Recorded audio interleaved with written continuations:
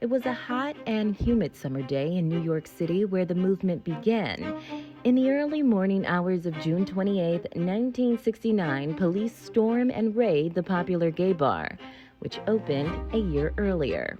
Leading up to the Stonewall riots, police would frequently raid the bustling bar. What made this day so different? People fought back, and some onlookers joined them too. Some bar patrons even barricaded the police inside. And they gave the police a sample of the treatment they had been subjected to for years. It was just the first of 5 nights of what would be known as the Stonewall riots. One of the most prominent figures in sparking that fire was Marsha P. Johnson, who many say was the vanguard of the pushback against the police. As police set Stonewall on fire, they ignited an even bigger flame. The gay rights movement spread like wildfire across the U.S. and the world, giving gay, lesbian, and trans people the courage to speak their truth and demand equal rights.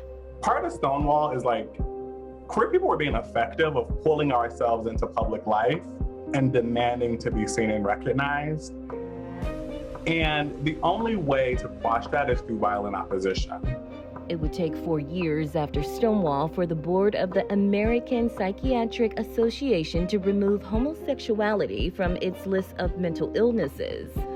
It was a crippling judgment call that Romeo Jackson, Assistant Director of Social Justice and Student Diversity at UNLV, says can be felt for generations.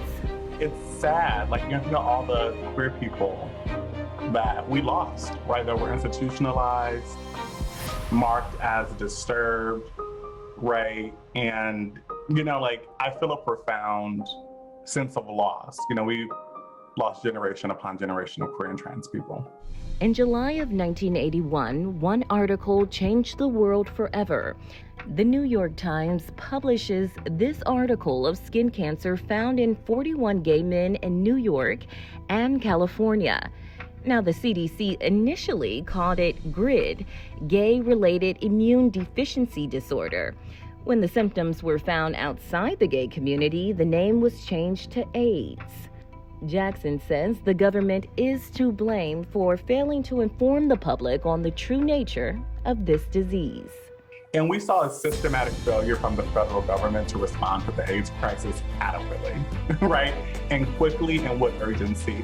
And in many ways, we're still caught up in that. They have been ignoring us all these years, and the only way you get attention from them is to hit them where it hurts. In the years to follow, the world would see increasing violence against the LGBTQ community. But in October of 1998, the horrific death of a young man would send shockwaves around the world and demands for change. Matt Shepard, the gay college student savagely beaten last week in Wyoming, died this morning. The killing of Matthew Shepard in 1998 became one of the worst anti-gay hate crimes in American history. Shepard, a student at the University of Wyoming, was brutally beaten, tortured, and left to die in below freezing temperatures by Russell Henderson and Aaron McKinney. More than 2 decades later, anti-LGBTQ hate groups are on the rise. Queer people shouldn't have to be understanding to the violences that we experience every day, right? Period. Like, hard stop. That's it. We shouldn't have to be. It was a historic day for equality. On June 26, 2015, the United States finally living out the ideals upon which it was founded for liberty and justice for all. On this day, with a 5-4 vote in Obergefell versus Hodges, the Supreme Court ruled that all 50 states may not deny marriage license to same-sex couples. Gay, straight, black, white, marriage is a civil right. And must recognize same-sex couple existing marriages. A sign of relief rippled across the country. This was a landmark ruling that generations before us fought for. And now, love wins, finally. We've always been here. We're not going anywhere. And so why not join the movement? why not come build with us and work with us? Like, that's how we all get through it. That's how we all make sense of the world.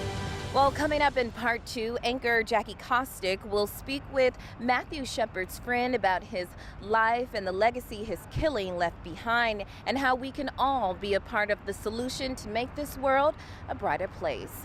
Alicia Patillo, 13 Action News.